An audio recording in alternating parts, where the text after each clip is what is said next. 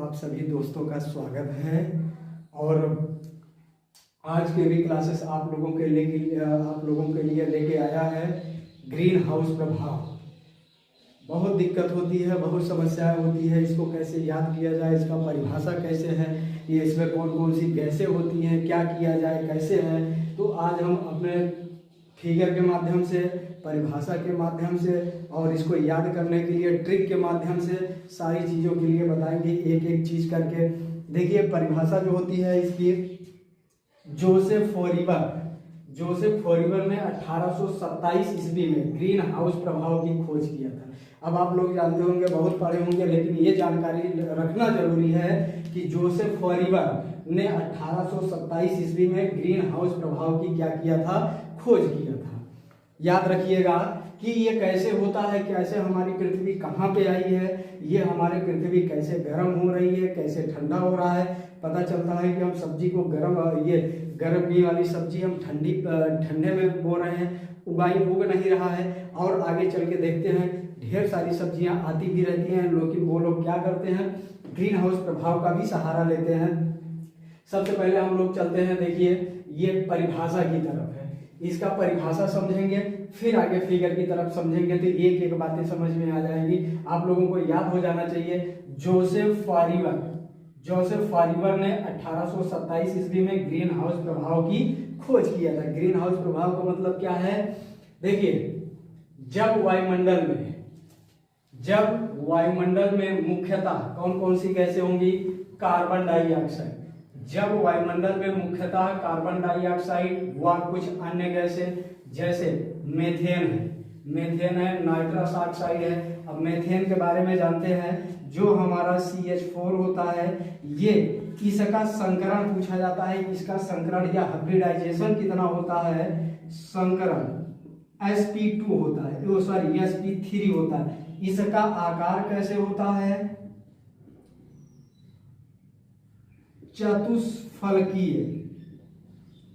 चतुष्फलकीय होता है या टेट्राहेड्रल होता है। अब आप लोग पता चलिए एक चीज पे डिस्कस करेंगे, मीथेन sp3 हाइब्रिडाइजेशन या संकरण होता है। आकार इसका जो शेप होता है, शेप इंग्लिश में से क्या बोलते हैं, शेप, आकार, चतुष्फलकीय या टेट्राहेड्रल होता है। ये कहाँ पे पाया जाता है, ये पैडी एरिया में पाया जाता है। पैडी एरिया जिसे हम लोग बोलते हैं धान के खेतों में या दलदली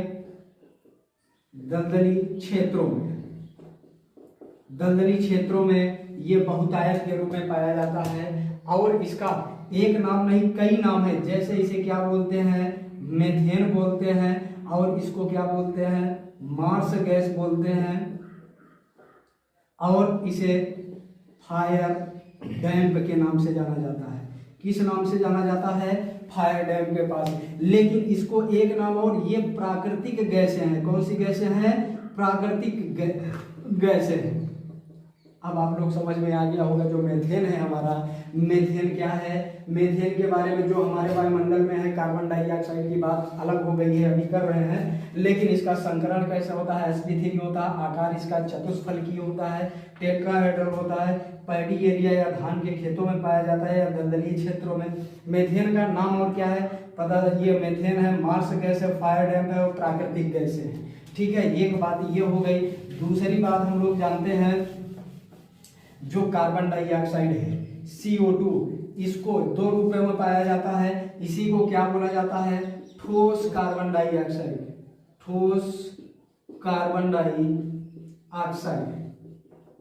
या इसी को क्या बोलते हैं, सॉलिड आइस या शुष्क बर्फ। ये बहुत एग्जाम में पूछा जाता है, लेखपाल, ग्रुप डी और NTPC, और ये पुलिस का है जो एग्जाम है, रिटन वाले एग्जाम में ये सब छोटे छोटे क्वेश्चन बहुत पूछे जाते हैं कि सॉलिड आइस किसका नाम है, कार्बन डाइऑक्साइड क्या, शुष्क बर्फ किसका नाम है, कार्बन डाइऑक्साइड, ठोस कार्बन डाइऑक्साइड किसका नाम है, कार्बन डाइऑक्साइड का है। ठीक है, अब आगे चलते हैं, नाइट्रस ऑक्साइड की बात हो रही है। तीसरी कौन सी अन्य गैसें पाई जाती है, क्लोरोफ्लोरोकार्बन CFCS, ये क्लोरोफ्लोरोकार्बन भी बहुत खतरनाक होती है। ये ज़्यादातर जो शीतलन करने का काम करता है, ठंडक करने का काम करता है, उसमें पाया जाता है। ये जो जैसे अभी फ्रिज में ज़्यादातर इसका प्रयोग होता है, और जो लोग घरों में एसी लगाते हैं उनके ही ज़्यादातर यूज होता है। और तीसरी बात यह है ओजोन है। लेकिन आगे चल के अब आगे चर्चा करेंगे, क्लोरोफ्लोरोकार्बन आदि की सांद्रता में वृद्धि होती है। सांद्रता एक अब आप लोगों को बता देते हैं कि जो एक सांद्र कभी पूछा जाता है सांद्रता या सांद्र, और दूसरा है तनुता या तन। इसको कैसे लिखेंगे, डी लिखेंगे या डाइल्यूट, ठीक है, बिंदी लगा देंगे तो सॉरी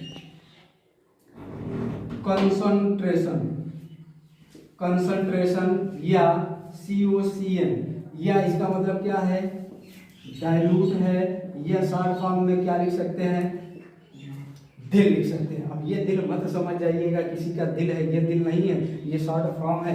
अब कंसंट्रेशन का मतलब होता है कोई भी रासायनिक अभिक्रिया होती है, जैसे H2SO4 ले लिया, या कोई भी क्रिया होती है तो वो चीज़ क्या होना चाहिए, गाढ़ा होना चाहिए, और इसका मतलब क्या होता है, हल्का होना चाहिए। ये तो एक छोटी बात है, नोट करके आपको बता दिए हैं कि सांद्रता, सांद्र, कंसंट्रेशन क्या हुआ, क्योंकि सांद्रता का मतलब आप लोग बहुत दिक्कत में आ जाएंगे, इस वजह से समझा दे रहे हैं कि जब कार्बन डाइऑक्साइड व कुछ अन्य गैसें जैसे मीथेन है, नाइट्रस ऑक्साइड है, क्लोरोफ्लोरोकार्बन आदि की सांद्रता में वृद्धि होती है तो पृथ्वी के वायुमंडल का ताप बढ़ने लगता है। ताप बढ़ने लगता है जैसे ही ठंडे मौसम में उष्णकटिबंधीय पौधों को गर्म रखने के लिए कांच की दीवारों और छतों पर पौधा घर बनाया जाता है। अब पौधा घर कैसे बनाया जाता है ये भी समझ लीजिए। जैसे हम लोग आजकल क्या बोलते हैं, कोई भी ऐसे लाइन बाई लाइन ऐसे खेती होती रहती है तो ये है बांस गाड़ देते हैं। जैसे ये खेती हो रही है तो यहाँ पे ऐसे बांस गाड़ देते हैं। बांस गाड़ने के बाद इसको चारों तरफ से छतरी बना देते हैं। इसको क्या कर देते हैं, छतरी बना देते हैं। ये छतरी ऐसे बना देते हैं कि जैसे वो, अब इसके नीचे जितने भी पौधे लगे होते हैं वो, क्योंकि जानते हैं एक नई बात क्या है कि जैसे इसको गर्मी के दिनों में ठंडक पहुंचे, इस वजह से, या ठंडी के समय में दिन में पहुंचे। जैसे आप लोग तरबूज हैं, तरबूज को जानते हैं गर्मी में उगाया जाता है, गर्मी वाला फल है, लेकिन इसको ठंडी में उगाने के लिए ग्रीन हाउस प्रभाव का सहारा लेते हैं। क्यों लेते हैं, क्योंकि जैसे ही पौधा लगा दिए हैं, अब ये ठंडे प्रदेशों में वो जो उष्मा है, उष्मा तो नीचे आ रही है, कार्बन डाइऑक्साइड आ रहा है, मात्रा बढ़ गई है, क्योंकि वातावरण को हमको चाहिए कि कार्बन डाइऑक्साइड को भी अवशोषित करे, निष्कासित करे। जितने भी पौधे रहेंगे वो कार्बन डाइऑक्साइड को लेंगे, तभी तो अपना वो भोजन बनाएंगे। अब इसका जो उष्मा होता है, उष्मा वहां नहीं जा पाता है, वहीं पड़ा रहता है। इसी वजह से इसको जब तरबूज या ठंडे गर्मी के दिनों वाले जितने भी फल होते हैं उनको ठंडी में उगाने के लिए ग्रीन हाउस प्रभाव का सहारा लेते हैं। ये याद रख लीजिएगा, ऐसे ही बनाते हैं। कांच की दीवारों और छतों का पौधा घर बनाया जाता है, इसी को ग्रीन हाउस प्रभाव कहते हैं। और ये गैसें ग्रीन हाउस गैसें कहलाती हैं। याद रख लीजिएगा, बहुत इंपॉर्टेंट है, हर एक एग्जाम में आता है। जैसे बात होती है जो कार्बन जलवाष्प है कितना प्रतिशत होता है, 36 से लेकर के 70% तक हमारा जलवाष्प होता है। कार्बन डाइऑक्साइड 9 से लेकर के 26% होता है, और 4 मीथेन है 4 से 9% होता है, और ये ओजोन जो है हमारा 3 से 7% है। अब देखिए आगे आते हैं कि अब कैसे संरचना में समझ में आएगा कैसे। जैसे ये हमारा सूर्य है, क्या है इनका, सूर्य है, ये हमारा, ये सूर्य है, सन से किरणें आ रही है, कहाँ पे, नीचे पृथ्वी है, ये सूर्य है।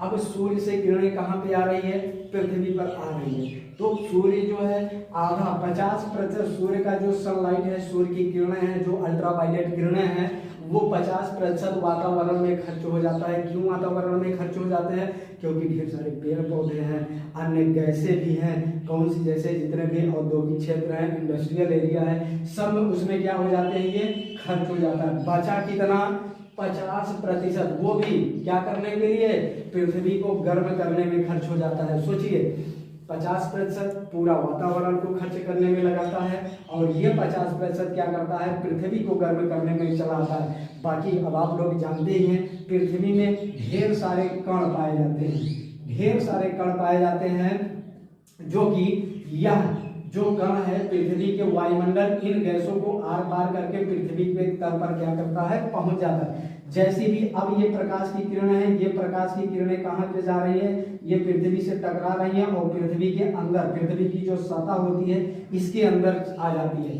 तो यहाँ के ताप में वृद्धि होती है, सभी दिशाओं में उष्मा निकलते हैं और नीचे के वातावरण को क्या कर देते हैं, गर्म कर देते हैं। ये जो हमारी पृथ्वी है 50% भाग पृथ्वी को गर्म कर रहा है। जब यह सतह गर्म हो जाती है तो उष्मीय विकिरण छोटी छोटी तरंग लहर के रूप में क्या हो जाती है, उत्सर्जित हो जाती है, उत्सर्जित हो जाती है। किस फॉर्म में, ये गैसें वातावरण में कहाँ चली जाती है, ये वातावरण में चली जाती है। जब वातावरण में चली जाती है तो ताप में क्या हो जाता है, वृद्धि हो जाती है।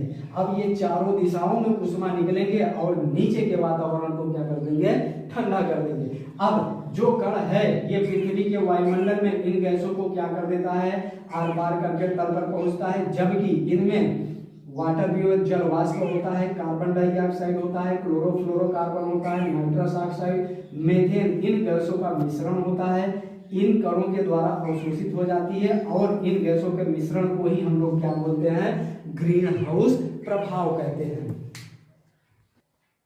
दोस्तों ये सब सारी चीजें हैं, इसको स्क्रीनशॉट आप लोग ले लीजिए। इससे ज्यादा क्वेश्चन नहीं जाएगा, इससे ज्यादा क्वेश्चन नहीं जाएगा, हम साइड में हो जा रहे हैं, आप लोग स्क्रीनशॉट ले लीजिए और उसके बाद इसको पढ़िए। इसके नेक्स्ट वीडियो में हम आपको ट्रिक बताएंगे कैसे क्या है, इसको ट्रिक बताएंगे इसके लिए याद करने का, कि हमारा एक आपका परिभाषा हो गया, कितना पाया जाता है, खोज किसने किया था, पूरा स्ट्रक्चर सहित है, आपको परिभाषा, डिफिनीशन है, सारी चीजें हैं। आपको नेक्स्ट वीडियो में बताएंगे कि इसके लिए ट्रिक कैसे याद करें और सबसे आसान तरीके से याद करने के लिए ये अगले नेक्स्ट वीडियो में हमारा देखिएगा।